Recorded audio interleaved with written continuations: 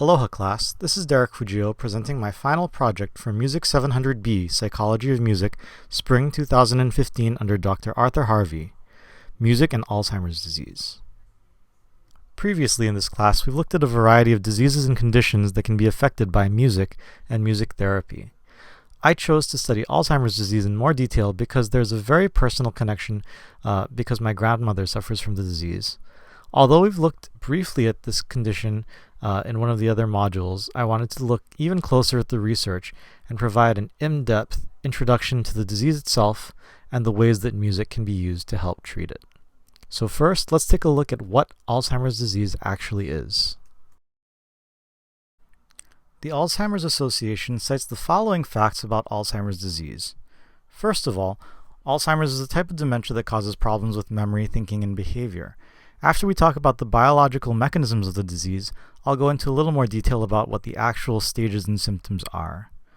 Next, Alzheimer's is the most common form of dementia, with 60 to 80% of all dementia cases being specifically Alzheimer's disease.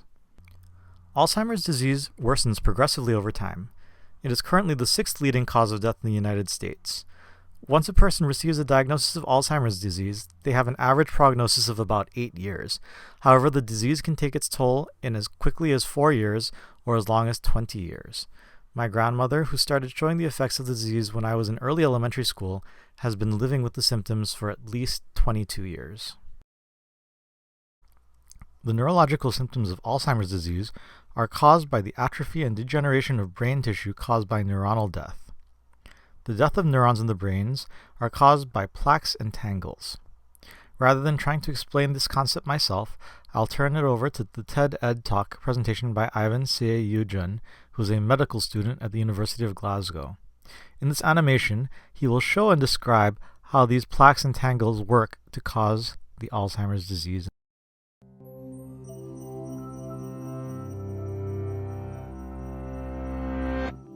Every 4 seconds, someone is diagnosed with Alzheimer's disease. It's the most common cause of dementia, affecting over 40 million people worldwide. And yet, finding a cure is something that still eludes researchers today. Dr. Alois Alzheimer, a German psychiatrist, first described the symptoms in 1901, when he noticed that a particular hospital patient had some peculiar problems, including difficulty sleeping, disturbed memory, drastic mood changes, and increasing confusion.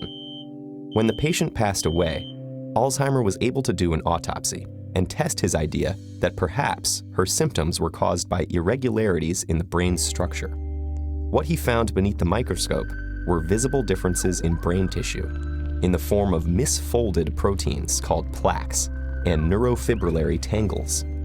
Those plaques and tangles work together to break down the brain's structure. Plaques arise when another protein in the fatty membranes surrounding nerve cells gets sliced up by a particular enzyme, resulting in beta-amyloid proteins, which are sticky and have a tendency to clump together. That clumping is what forms the things we know as plaques.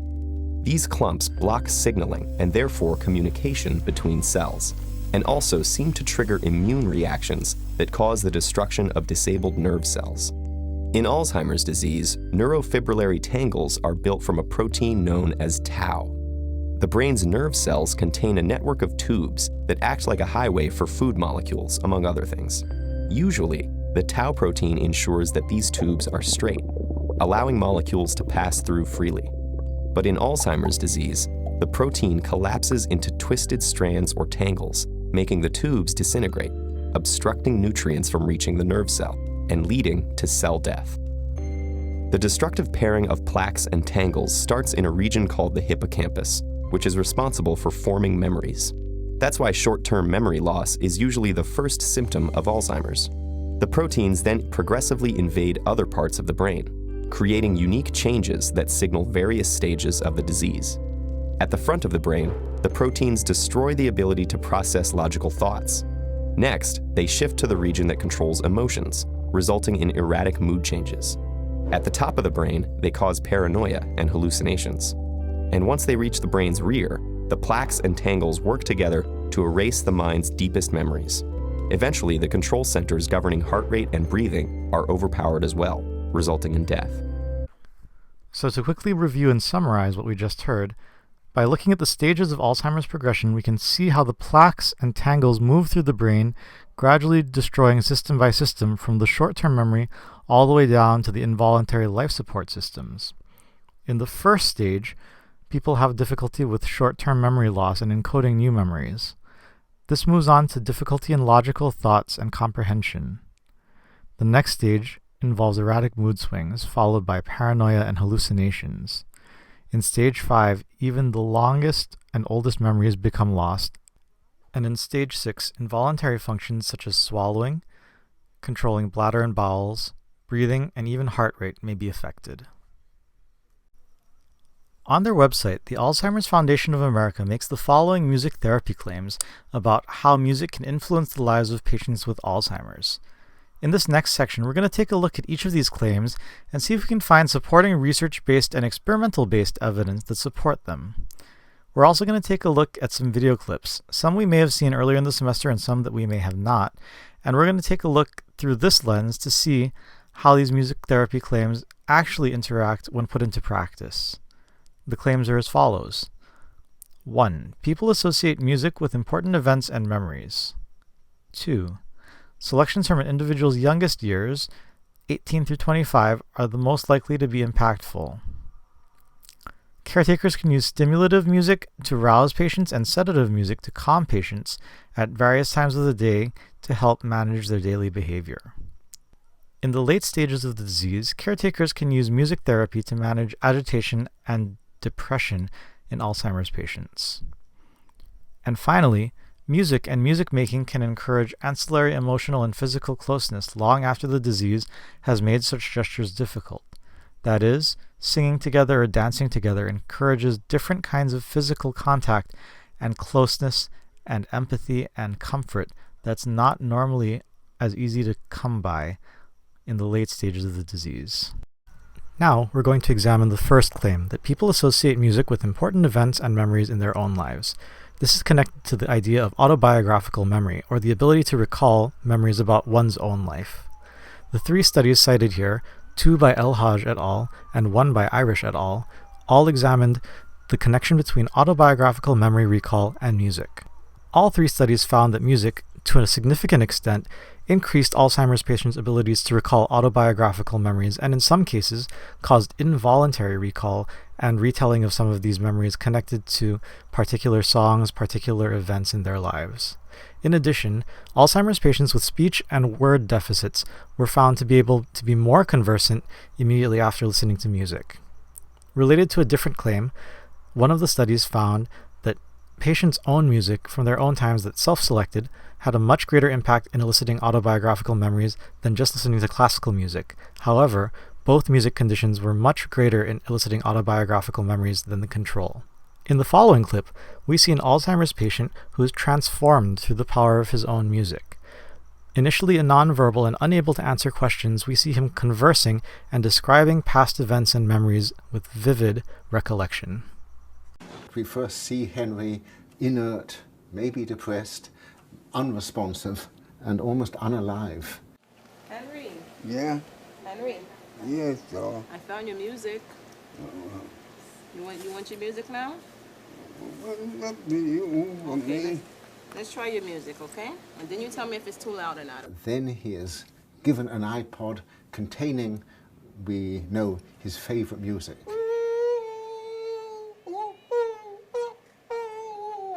Yeah. I'm gonna take the music for 1 second, okay? Just to ask you a few questions. Okay? I'm gonna give it back to you. Uh-huh. Okay. The effect of this doesn't stop, because when the headphones are taken off, Henry, normally mute and virtually unable to answer the simplest yes or no questions, is quite voluble. Henry, Yeah. do you like the iPod? Do you like the music you're hearing? Yes. Tell me about your music.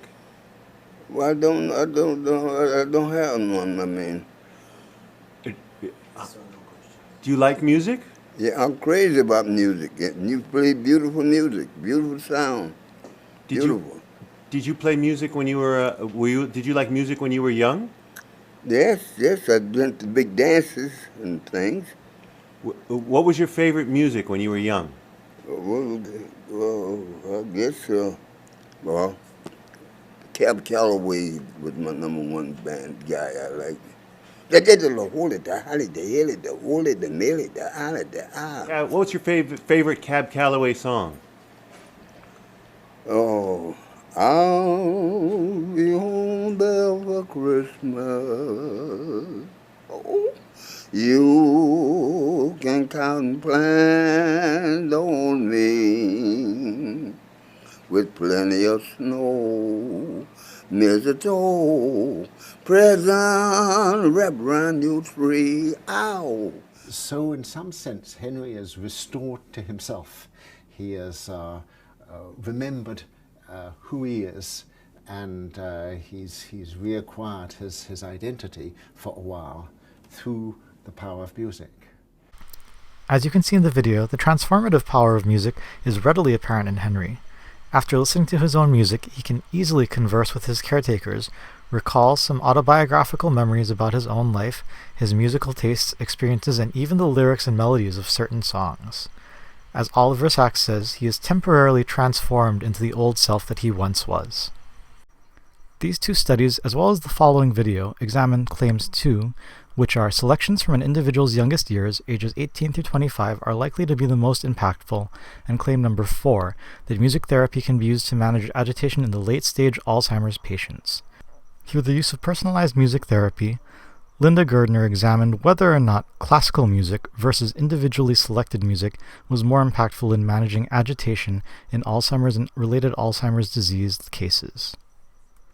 Her 2015 study, Ethnicity is an Inherent Criterion for Assessment of Individualized Music for Persons with Alzheimer's Disease, takes into account ethnic and cultural influences on one's selection of musical choice as well. As anecdotal evidence, the documentary filmmakers discuss the trial program that they observed in which iPods filled with personalized music was introduced into a nursing home facility with patients with Alzheimer's disease. I'm a social worker by training. I have a career in technology companies, and in 2006 on the radio I heard a journalist talking about how iPods are everywhere, and I thought, well, all the kids have them, a lot of adults, but if I'm in a nursing home one day, am I going to have access to my favorite 60s music? And so I Googled iPods in nursing homes, and even though there are 16,000 nursing homes, I couldn't find one that was using iPods. So I called up, I live on Long Island, I called up a nearby county nursing home. I said, I know music's already a #1 recreational activity, but can we see if there's any added value if we were to totally personalize the music? And they said, sure. So I came in with my laptop and some iPods, and it was, an instant and definitive hit with the residents.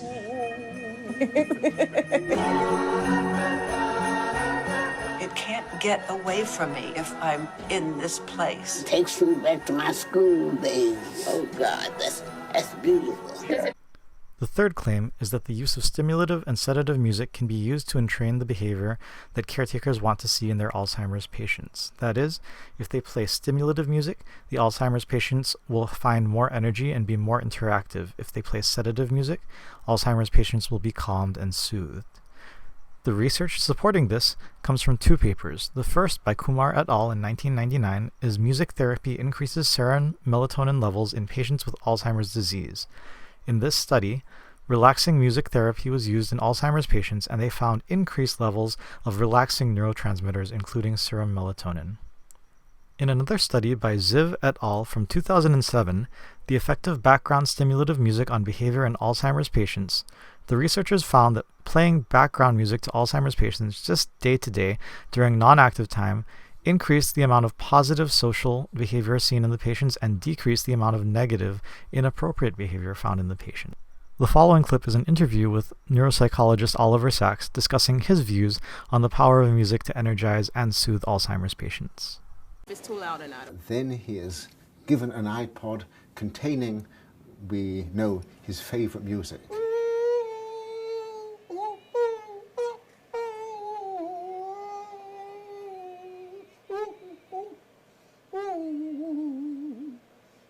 And immediately he lights up. His face assumes expression. His eyes open wide. He starts to sing and to rock and to move his arms, and he's being animated by the music. And he used to always sit on the unit with his head like this. He didn't really talk to much people, And then when I introduce the music to him, this is his reaction ever since.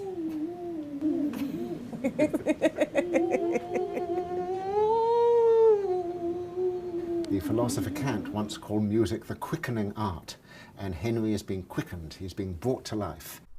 The final claim of music therapy in Alzheimer's disease is that music and music-making activities can encourage ancillary emotional and physical closeness long after the disease has made such gestures of compassion and interaction difficult. The first study by Pollack and Namazi in 1992, The Effect of Music Participation on the Social Behavior of Alzheimer's Disease Patients, found that participatory music making helped increase interaction between Alzheimer's patients as well as Alzheimer's patients and their caretakers. Similarly, the effects of participatory music on the reality orientation and sociability of Alzheimer's residents in long-term care settings by Smith-Marchese in 2008 found that participatory music making increased sociability and interaction in Alzheimer's disease patients, particularly in long-term care facilities. A comparison of the effectiveness of differing types and difficulty of music activities and programming for older adults with Alzheimer's disease and related disorders by Hansen et al. In 1996 found that while music making increases the effects of music therapy, the most effective type of activity was motion and contact and touch involved with music making as well. The following video, posted to the discussion board during our Alzheimer's module, shows a particularly intimate type of music therapy and music treatment that involves touch and human contact to increase and amplify the effects of the music being produced. Gently use touch, and I touched Gladys Wilson for the fingertips right here on the cheek is where the mother usually touches a child. If you touch an infant there, it looks up. And every cell remembers where it was touched by the mother. And often that person knows, even if they can't say a word at that moment, they won't talk, or they don't want to talk, but there's a communication. And that person is no longer alone. Can you let me in a little bit? You think? Just a little? You think I could be with you and Jesus for a minute? Jesus loves me, this I know, for the Bible tells me so. So at one point, when she got very quiet and very peaceful, and my voice became very quiet as hers and very peaceful, and my breathing slowed to her breathing, she pulled me to her, and I moved with her. And for her, at that moment, I believe I was a symbol of her mom. Can you open your eyes now? Do you see me? Feel safe and warm? Yes? Can you sing with me? He's got the whole world in his hands. He's got the whole world in his hands. He's got the whole world in his hands. He's got the whole world in his hands. He's got the mothers and the fathers. He's got the mothers. The video we just saw sums up the music therapy claims quite well. Obviously, the hymn Jesus Loves Me is an important memory in the youth of Gladys. It comes from a time when she remembered her mother singing to her. The therapist uses music both as a stimulant and a sedative. She sings the song and Gladys comes to life, pounding the chair in time with the lyrics. She also uses it as a sedative. Eventually, the pounding calms down as they reach a calmer, more serene tempo. It's obvious that Gladys was agitated in the beginning, but almost like a lullaby, the music is used to calm her. Finally, the physical contact they share opens a bond, and Gladys is able to tap into her memories and, for an instant, become verbal as she sings along in the refrain with Naomi.